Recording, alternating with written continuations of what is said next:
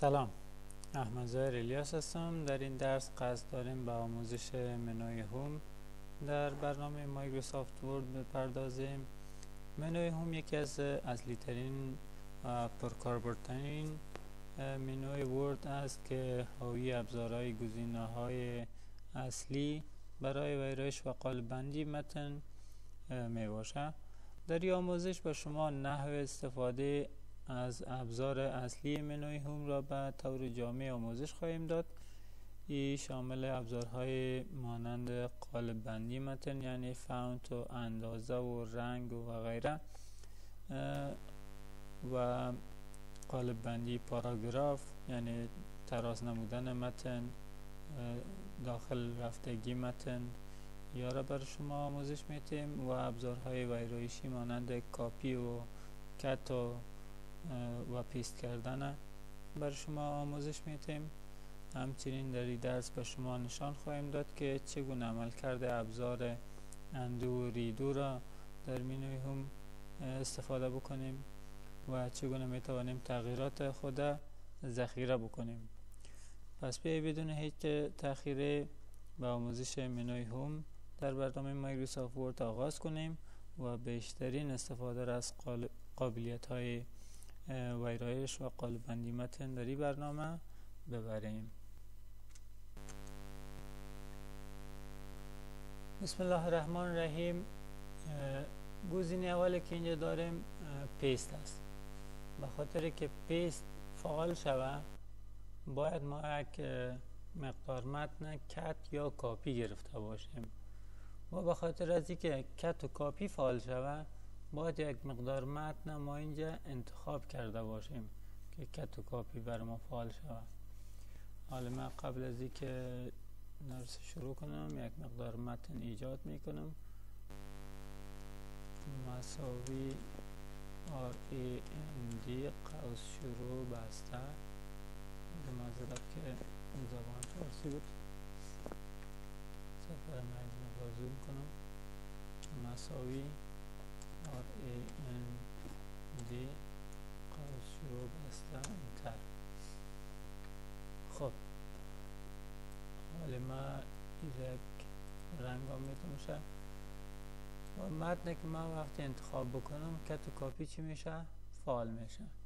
حالا ما میخوایم این را کاپی بگیرم و بیایم در این اخیر اینجا انتر میکنم. اینجا میخوایم همین متن چی کنم؟ پیستش کنم. بالای گزینه پیست کلیک میکنم. چی میکنه این بخش؟ ما پیستش میکنه. اگر بخوایم همین متن مکمل از اینجا قطع بکنمش و بیارمش پایین، بالای گزینه کت کلیک میکنم، از جاش قطع میشه و من اینجا کلیک میکنم و اینجا پیست میشه و متن از روی چی کرد؟ اینجا بخش ما انتقالش داد. گزینه بعدی که داریم اینجا زیر مجموعه داره. از این زیر مجموعه ما میتونیم که قسمت جایی را که مثلا ما کاپی گرفتیم یا کت گرفتیم کتش کن و ایرم دمی قسمت یا اینجا میگیم انتر کنیم، اینجا به شکل عکس پیستش کن، پیکچر کلیک کنیم. حالا ما میتونیم میره به شکل عکس ببینیمش، یعنی کوچک و بزرگش کنیم. دیگه ما قابلیت ویرایش این نداره چون به شکل عکس شده است.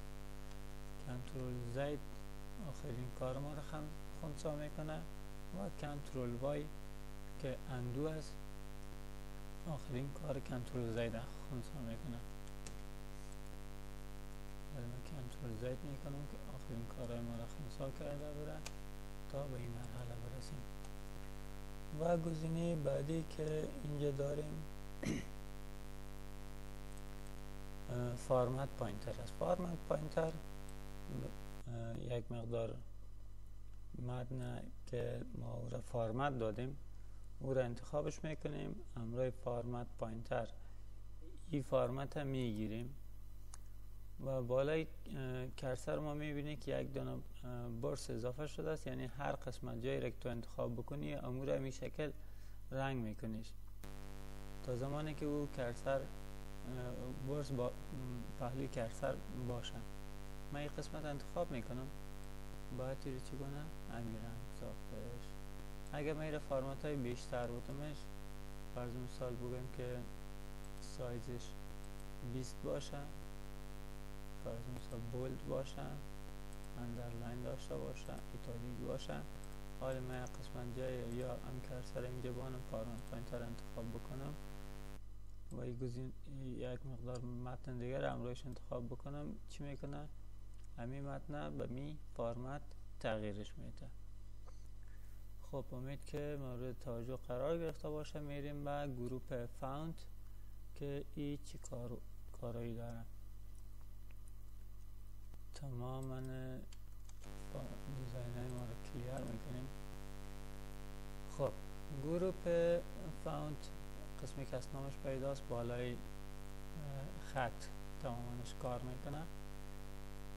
گزینه اولش که از فاونت است که اینجا انواع فاونت ها یعنی انواع خط ها را ما اینجا داریم که همین متنی که ما نوشته کردیم با کدام دیزاین اینجا نوشته شده. یعنی فاونت هایی است که ما اینجا نصب کردیم داریم و از قبلا در کامپیوتر تعدادش بوده است. فرض مثال میخوایم این فاونت باشه. و از قسمت گزینه دوم اینجا فاونت سایز داریم که ما میتونیم سایز خط خود بزرگ بسازیم، کوچک بسازیم و خودمون میتونیم اینجا عدد تایپ هم بکنیم. فرض مثال اینجا 21 نداریم، میگیم 21 باشه، 21 از کیبورد تایپ میکنیم، انتر میزنیم، سایزش 21 میشه. گزینه بعدی که هست increase font size است و decrease font size. فرض مثال اگر این پاراگراف ما است 21 و این پاراگراف ما سایزش است فرض مثال 12. حالا من هر دوی از این انتخاب میکنم. از increase font size میتونم متناسباً هر دوی از این را چی کنم؟ بزرگ بسازم. یعنی اگر یک درجه ای بزرگ میشه، یک درجه ای هم همراهش بزرگ میشه. و اگر کوچک بسازم به اون شکل یک درجه اگه ای کوچک میشه، ای هم همراهش کوچک میشه. یعنی متناسب بزرگ میشن. اگر از اینجا ما فاونتشان انتخاب بکنیم باز هر دویش یک سایز میشن. یعنی دو دانه ببینید سرخ میسازمشان. اگر از اینجا ما انتخابش بکنم هر دویش یک سایز میشن. کنترل زد بزنم. اگر از اینجا ما بزرگ بسازم ای جدا بزرگ شد، ای جدا، یعنی ای دو دانه هر دویش یک اندازه نشده. امید که فهمیده باشیم. گزینه بعدی که داریم اینجا چنج کیس است. نه قسمت چنج کیس کنترل زد بزنم. این دیگه فانت ها رو من پاکش کنم که خوب شما را فهمانده بتونم.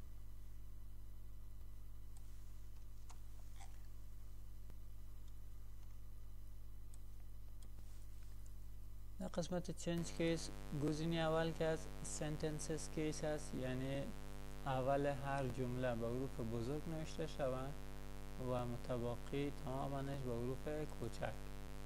حالا در این جمله میبینید فقط حرف اول جمله بزرگ است، دیگه تمامش کوچک. گزینه بعدی که داریم لاور کیس، تمامش حروف کوچک است از این اولش تا آخرش. گزینه بعدی که داریم اپر کیس، تمامش حروف بزرگ است، حروف کوچک دیده نمیشه. گزینه بعدی که داریم کپیتالایز ایچ ورد است که اول هر کلمه بزرگ است و دیگرایش کوچک. این کلمه اولش بزرگ، این کلمه اولش بزرگ، این کلمه اولش بزرگ و دیگهش کوچک. به این شکل هر کلمه را اولش بزرگ میگیره و متباقیش کوچک. گزینه بعدی که از توگل کیس است که اول هر کلمه را کوچک میگیره و مابعدش بزرگ، که فکر نمیکنم چندان کاربرد داشته باشه و شاید حتما که ایجادش کردین شاید کاربرد داشته باشه، اما فعلا خودم هم دقیق نمیفهم که چی کاربرد داره. خب این را سنتنسز کیس انتخاب میکنیم که اول جمله ما بزرگ باشه و متباقیش کوچک. گزینه بعدی که داریم کلیر آل فارمتینگ است. اگر ما برای متن خود فارمت میتیم، سایز میتیم، مثلا بولد میسازیم، اندرلاین، تمام ازیا بغیر از هایلایت تمامش مربوط فارمت میشه و اینجا اگه کلیر آل فارمتینگ ما بزنیم به حالت اولیش میره برمیگردانه. بعضی وقتا میشه از اینترنت شما یک مقدار متن کاپی بگیری و در ورد بندازید، میبینی که فارمت داره و توانش انتخاب بکنی، این گزینه رو بزنید، توان فارمتش رو پاک میکنه. شما پس از اول چی کنی؟ او را فارمت بده. کماند بعدی که داریم به نام بولد است که متن ما رو دبل میسازه، ضخیم میسازیش. گزینه بعدیش ایتالیک است که متن خوابیده میسازه، کمی ببینید کمی خوابیده میشه. و گزینه بعدی که است اندرلاین است، پایین متن ما یک خط مندازه و از اینجا ما میتونیم این نوع خط انتخاب بکنیم که خط به چه شکل باشه و این رو غیر فعال میکنیم. گزینه بعدی که است استراکتروز که ما میتونیم فرض مثال این کلمه را نشان بدیم که بگوییم این کلمه یعنی اشتباه. از اینجا ما میتونیم بالایش یک خط بگیریم. بعضی مواقع میشه که تو به یک جمله کلمه ضرورت داشته باشی به منطقه یک شکل، میتونی که از این قابلیت برنامه ورد استفاده بکنیم. گزینه بعدی که است اینجا داریم به نام ساب اسکریپت و سوپر اسکریپت است که کاربرد از یا بیشتر در فرمول نویسی ها کاربرد داره. فرض مثال اگر ما نوشته کنیم H دو او فرمول آبسته،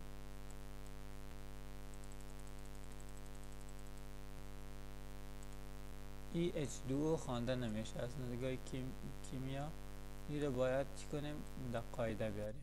حالا این را H2O میتونیم بخوانیم، یعنی دو مولکول هیدروژن و یک اتم اکسیژن. و گزینه بعدیش که است سوپر اسکریپت که است، ما میتونیم فرض مثال 10 به توان 2 اگر بنویسیم و این دو رو انتخاب میکنیم، این رو چی میکنیم؟ سوپر اسکریپت انتخاب میکنیم. حالا داریم 10 به توان 2. خب امید که یارا فهمیده باشه. و یک کاربرد دیگه هم فرض مثال محمد فاصله قوس شروع سواد قوس بسته. در این قسمت هم شما میتونید چی انتخاب بکنید؟ خب خود از این خاطر انتر کرده بودیم، اینجا نوشته کنم محمد قوس شروع سواد قوس بسته و این را انتخاب بکنیم. میتونیم این چی کنیم؟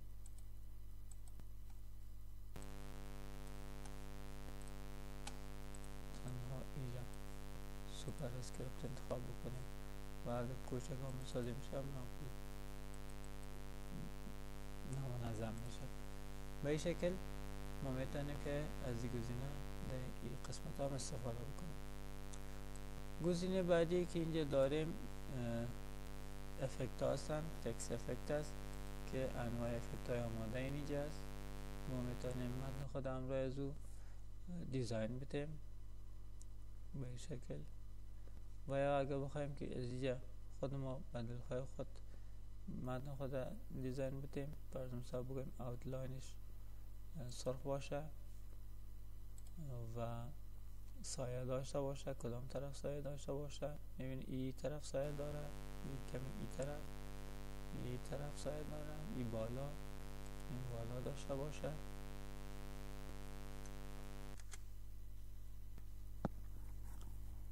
گزینه بعدیش که هست رفلکشن است.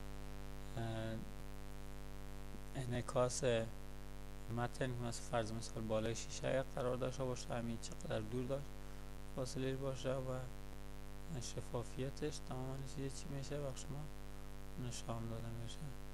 اگه به شکل پایین بیایم فاصله دوری نزدیکیش هست و از این طرف هم شفافیت زیاد شد و کم شد و شما نشان داده میشه. و گزینه بعدی که داریم گلو، یک ابر در 4 اطراف از ایجاد میکنه با رنگ‌های مختلف. رنگایش شما میتونید از اینجا انتخاب بکنید و کدام رنگ باشه. خب شما گزینه بعدیش باز خودتان چگونه استفاده بکنید. این نمبر استایل است که استایل نمبر ها رو بخش شما اینجا متنش اگر کالیبر انتخاب کنیم، کالیبر، و از این قسمت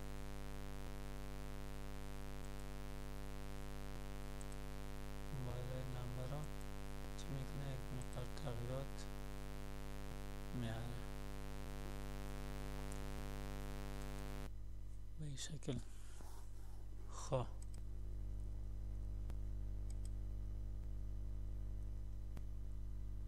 گزینه بعدی که داریم اینجا بالای متن هست، متن انگلیسی را متنش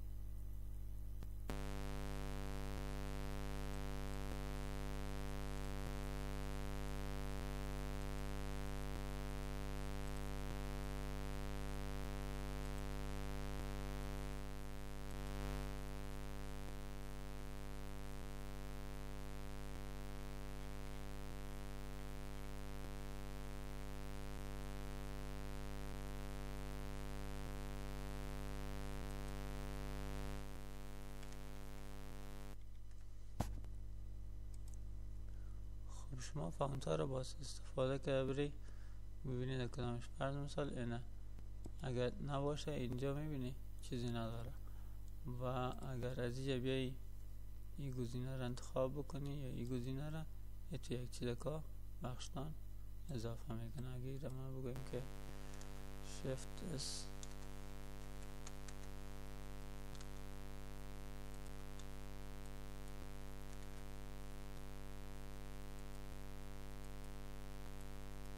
بعضی دیزاین ها رو چی میکنه اضافه میکنه. خب گزینه بعدی که داریم اینجا این گزینه است. خب گزینه کنترل